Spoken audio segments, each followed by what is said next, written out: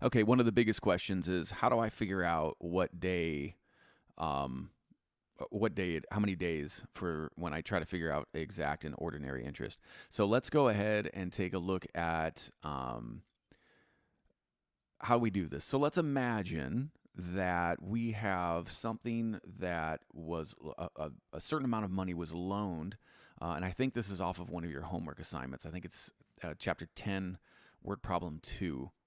I think I'm not 100% sure, but anyway, let's imagine that the money is loaned or out or lent out on October 1st, and the due date is May 3rd. So now we need to figure out, okay, well, how many days is that in a 365 or 360 day year? Um, the denominator does not matter. It depends on whether that stays either 365 or 360, depending on exact or ordinary. However, the numerator is going to be how many days are in between. So let's take a look. It says October 1st, the money was lent out. So let's go over here to October, right? And we're looking right here, and it says October 1st. So we know that this is our 274, right? So we know that that's day 274. And we know that it's going to be due on, right? So we go over to day of the month over here. We know that it's going to be the third day of May. So we go down and over, and that's 123.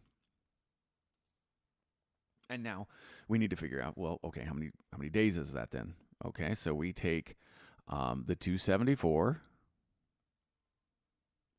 and we subtract the 123, and we get 1, 5, and 1, and that is our final answer. That is 151 days out of 365 if you're doing exact, or 151 days out of a 360 day year if you're doing ordinary. Hope that helps. Until next time.